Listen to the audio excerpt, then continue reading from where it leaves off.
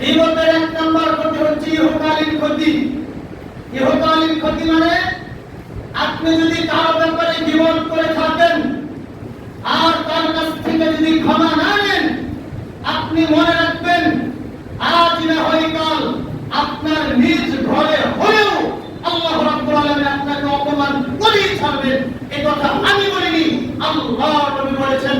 আবু দাউদ শরীফের গ্রন্থের 4880 নম্বর হাদিস করে দেখবেন, এই জায়গায় আল্লাহ নবী বলেছেন, ইয়া মাশারা মান আমানা বিলিসানিহি ওয়া লাম ইয়াদখুলিল ঈমান কলবা লা তাগতাবুল মুসলিমিনা। হে ওই সমস্ত লোক যারা নাকি শুধুমাত্র কেবলমাত্র মুখে ঈমান নিয়ে এসেছো, তোমাদের ঈমান এখনো অন্তরে প্রবেশ করেনি, অন্তরে ঢুকেনি। লা তাগতাবুল মুসলিমিনা, তোমরা মুসলমানদের গীবত করো না। এই হাদিস থেকে বোঝা যাচ্ছে যারা নাকি শুধু মুখে মুখে ঈমান নিয়ে এসেছে তারাই অন্য মুসলমানের গীবত করতে পারে। যাদের ঈমান এখনো অন্তরে ঢুকেনি তারাই মুসলমানের গীবত করতে পারে। আর যাদের ঈমান মুখেও আছে অন্তরেও আছে, ওই মুখ দিয়ে কখনোই কোনো সময় একটা মুহূর্তের জন্য কোনো মুসলমানের বিরুদ্ধে সমালোচনা হতে পারে না, গীবত করতে পারে না। যদি কেউ কারো ব্যাপারে গীবত করে বুঝতে হবে ওই ব্যক্তির ঈমান শুধু মুখে মুখে, তার ঈমান অন্তরে প্রবেশ করেনি। শুধু এতটুকুই শেষ করার পরে আল্লাহ নবী বলছেন, ওয়ালা তাত্তাবিউ আওরাতিহিম, হে পৃথিবীর মানুষ, তোমরা মানুষের দুষ্ত্রুটি তালাশ করো না। ফাইন্নাহু মান ইত্তাবা আওরাতিহিম ইয়াত্তাবিউল্লাহু আওরাতা, তোমরা যদি মানুষের গোপন দুষ্ত্রুটি তালাশ করো তাহলে আল্লাহ রাব্বুল আলামিন তোমাদের দুষ্ত্রুটি তালাশ করবেন। আমি আপনার দুষ্ত্রুটি তালাশ করছি আর আল্লাহ আমার দুষ্ত্রুটি তালাশ করবেন। আমি আপনারটা পেতেও পারি, নাও পেতে পারি, কিন্তু আল্লাহ আমারটা নিশ্চিত পেয়ে যাবেন। এই কথাটা আল্লাহ নবী বলছেন, ওয়ামান ইয়াত্তাবি'আল্লাহু আওরাতাহু ইয়াফতাহু ফি বাইতিহি, আল্লাহ যদি কারো পিছনে লেগে যায়, আল্লাহ যদি কারো দুষ্ত্রুটি খোঁজে, তাহলে ওই ব্যক্তি নিজ ঘরে হলেও অপমানিত হবেই হবে। ওই ব্যক্তিকে আল্লাহ রাব্বুল আলামিন নিজ ঘরে হলেও অপমান করে ছাড়বে। সাবধান থাকতে হবে, কারো ব্যাপারে দুষ্ত্রুটি তালাশ করা যাবে না, দুষ্ত্রুটি উদ্ঘাটন করা যাবে না। তাহলে গীবতের এক নম্বর ইহকালীন ক্ষতি হচ্ছে কেউ যদি কারো গীবত করে আর তার কাছ থেকে ক্ষমা না নেয়, তাহলে ওই ব্যক্তি দুনিয়াতে অপমান হবেই হবে, হতেই হবে।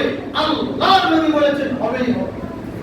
আজ না হয় কাল নিজ ঘরে হলে অপমান হবে। গীবতের দুই নম্বর ক্ষতি হচ্ছে পরকালীন ক্ষতি। মরার পর থেকেই শুরু হয়ে যাবে। কিয়ামতের মাঠে তো আছেই, জাহান্নামে তো শাস্তি হবেই, মরার সাথে সাথে শাস্তি শুরু হয়ে যাবে গীবতকারী। আমি বলি আল্লাহ নবী বলেছেন, আবু দাউদ শরীফ এই গ্রন্থের 4878 নম্বর হাদিস করে দেখবেন, এই জায়গায় আল্লাহ নবী বলেছেন, লাম্মা উলিজা বি মারাতু বিকওমিন লাহুম আনফারুম মিন মুহাস, মিরাজের রাত্রিতে আমি একদল লোকের পাশ দিয়ে অতিক্রম করছিলাম, একদল লোকের পাশ দিয়ে যাচ্ছিলাম, যেতে যেতে দেখলাম লাহুম আনফারুম মিন মুহাস, তাদের রোগগুলো হচ্ছে তামার, ইয়াখমিসুনা উজুহাহুম ওয়া সুদুরহুম, সেই তামার রোগ দিয়ে তারা তাদের বুককে খামচাচ্ছে, বুককে খামচাচ্ছে, খামচিয়ে খামচিয়ে মুখে এবং বুকের মাংসগুলোকে উঠিয়ে ফেলছে। এই করুণ দৃশ্য দেখে ফাকুলতু মান হাউলাই জিবরিল, আমি জিবরিলকে বললাম, মান হাউলাই জিবরিল, হে জিবরিল কারা কারা, এত কঠিন পরিস্থিতি কারা কারা? তখন জিবরিল আলাইহিস সালাতু ওয়াস সালাম বললেন, হাউলাইল্লাযিনা ইয়াকুলুনা লুহুমান নাস, এরাই তো হচ্ছে আপনার ওই সমস্ত উম্মত, এরাই হচ্ছে আপনার ওই সমস্ত উম্মত যারা নাকি মানুষের দুষ্ট খেয়ে বেড়াতো, তার মানে মানুষের গীবত করে বেড়াতো, মানুষের পরনিন্দা করে বেড়াতো, মানুষের পিছনে পিছনে সমালোচনা করে বেড়াতো। এই হচ্ছে গীবতের পরকালীন শাস্তি। সম্মানিত উপস্থিতি, গীবতের 3 নম্বর ক্ষতি হচ্ছে হচ্ছে উভয় ক্ষতি, দুনিয়া আখিরাত উভয় ক্ষতি। আবু দাউদ শরীফ এই গ্রন্থের 4881 নম্বর হাদিস করে দেখবেন, এই জায়গায় আল্লাহ নবী বলেছেন, মান আকালা রাজুলিন মুসলিমিন আকলাতান, কোন ব্যক্তি যদি এক লুকমা খাবার খেতে খেতে কারো বিরোধ করে, আরে অমুকের কথা তমুকের কথা, এইরকম যদি কেউ এক লুকমা খাবার খেতে খেতে কারো বিরোধ করে, পরনিন্দা করে, আল্লাহর নবী জানিয়ে দিয়েছেন, ফা ইন্নাল্লাহা ইউতইমুহু মিসলাহা মিন জাহান্নাম, আল্লাহ রাব্বুল আলামিন ওই পরিমাণ আগুনের ধুলা জাহান্নামে তার মুখে ঢুকিয়ে দিবেন। এরপরে আল্লাহ নবী বলছেন, ওমান কুসিয়া সাওবান বিরাজুলিন মুসলিমিন, কোন ব্যক্তি যদি কাপড় পরতে পরতে কারো গীবত করে, পরনিন্দা করে, সমালোচনা করে, ফা ইন্নাল্লাহা ইয়াকসুহু মিসলাহু মিন জাহান্নাম, আল্লাহ রাব্বুল আলামিন ওই পর্যায়ে জাহান্নামের আগুনের পোশাক জাহান্নামের মধ্যে তাকে পরিয়ে দিবেন। শুধু তাই নয়, এরপরে আল্লাহ নবী বলছেন, ওয়ামান ক্বামা বিরাজুলিন মাকামা সুমআতিন ওয়া রিয়াইন, কোন ব্যক্তি যদি দুনিয়ার মধ্যে কাউকে খাটো করার জন্য, কাউকে ছোট করার জন্য, নিজে মানুষের সামনে ভালো হওয়ার জন্য, নিজে মানুষের সামনে অনেক বড় কিছু হওয়ার জন্য, অন্যকে খাটো করার জন্য অন্যের দোষ বলে, আল্লাহর নবী জানিয়ে দিয়েছেন, ফা ইন্নাল্লাহা ইয়াকুমু বিহি মাকামা সুমআতিন ওয়া রিয়াইন ইয়াউমাল কিয়ামা, কিয়ামতের দিন আল্লাহ রাব্বুল আলামিন ওই ব্যক্তিকে পৃথিবীর সব মানুষের সামনে অপমানিত করে, অপদস্থ করে তাকে জাহান্নামে নিক্ষেপ করবেন। সাবধান থাকতে হবে, হুঁশিয়ার, সজাগ, সোচ্চার থাকতে হবে। যার তার ব্যাপারে মুখ খোলা যাবে না, যেখানে সেখানে মুখ খোলা যাবে না। গীবত চিরতরের জন্য হারাম।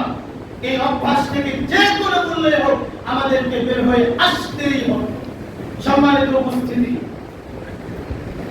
যারা দ্বিমুখী নীতি অবলম্বন করে তারা পৃথিবীতে সবচেয়ে খারাপ মানুষ। দলিল আবু দাউদ শরীফ এই গ্রন্থে 4872 নম্বর হাদিস করে দেখবেন, আল্লাহ নবী বলেছেন, ইন্না মিন শাররিন নাস যুল ওয়াজহাইন, এই পৃথিবীতে সবচেয়ে খারাপ মানুষ হচ্ছে তারা যারা নাকি দ্বিমুখী নীতি অবলম্বন করে। আল্লাযী ইয়াতি হাউলাই বিওয়াজহিন ওয়া ইয়াতি হাউলাই বিওয়াজহিন, এইখানে এসে কথা বলে আবার এইখানে এসে আরেক কথা বলে। আমাদের সমাজে এমন লোক আছে না? এখানে কথা বলে আবার ওইখানে যে আরেক কথা বলে, পরিবেশটাকে নষ্ট করে দেয়। আল্লাহর নবী জানিয়ে দিয়েছেন, সে যত বড় পাওয়ারফুল ব্যক্তি হোক না কেন, এই হচ্ছে পৃথিবীর সবচেয়ে খারাপ। আল্লাহর নবী বলেছেন। শুধু তাই নয়, আবু দাউদ শরীফের গ্রন্থে 4873 নম্বর হাদিস করে দেখবেন, আল্লাহর নবী বলেছেন, মান কানা যাল ওয়াজহাইন কানা লাহু লিসানানি মিন নার ইয়াউমাল কিয়ামা, যারা নাকি দুনিয়াতে দ্বিমুখী নীতি অবলম্বন করে, কাল কিয়ামতের ময়দানে তাদের দুইটা আগুনের জিহ্বা হবে। পৃথিবীতে অনেক বড় বড় পাপ আছে, অনেক পাপ আছে, অনেক পাপের শাস্তি অনেক রকম বর্ণিত হয়েছে, তবে কোন পাপের ক্ষেত্রে এইভাবে আল্লাহ নবী বলেননি যে মুখের মধ্যে আগুনের দুইটা জিহ্বা হবে। পরিস্থিতি কত ভয়াবহ, কত কঠিন, কত জটিল কঠিন, আপনাকে আমি কি দিচ্ছি। সম্মানিত উপস্থিতি, গীবত মহামারী। গীবত সম্পর্কে সর্বশেষ 6 নম্বর কথা হচ্ছে গীবতের হুকুম। গীবতের হুকুম 3 ধরনের। এক, অন্যায়ভাবে কারো ব্যাপারে সমালোচনা করা, গীবত করা, এটা চিরতরের জন্য হারাম। 2, গীবত করা বৈধ, জায়েজ। আপনি আপনার মেয়েটাকে একটা ছেলের সাথে বিয়ে দিবেন, ছেলেটা বাস্তবেই খারাপ। এখন যদি ওই ছেলের সাথে আপনার মেয়ের বিয়ে হয়, তাহলে আপনার মেয়ের জীবনটা নষ্ট হয়ে যাবে। এখন যদি ওই ছেলে সম্পর্কে জানতে যাই, তাহলে ছেলে যদি দোষ বাস্তবে থেকে থাকে তাহলে বন্ধ হবে। এই ক্ষেত্রে দোষ বলা, গীবত করা জায়েজ, বৈধ। 3, গীবত করা ওয়াজিব, করতে হবে। আপনাদের সমাজে এমন একজন ব্যক্তি আসছেন, এসে মানুষদেরকে ইসলাম থেকে দূরে সরিয়ে দিচ্ছেন, শিরক বিদআতের দিকে লিপ্ত করে দিচ্ছেন, শিরক বিদআতের দিকে নিয়ে যাচ্ছেন, আল্লাহকে বাদ দিয়ে অন্য কোথাও সিজদা দেওয়া শেখাচ্ছেন। এখন আপনাদের জন্য কর্তব্য হচ্ছে ওই ব্যক্তির ব্যাপারে সমালোচনা করা, গীবত করা, ওই ব্যক্তির ব্যাপারে গীবত করা তখন ওয়াজিব হয়ে যাবে। আজকে আমরা সংক্ষিপ্ত সময়ে গীবত সম্পর্কে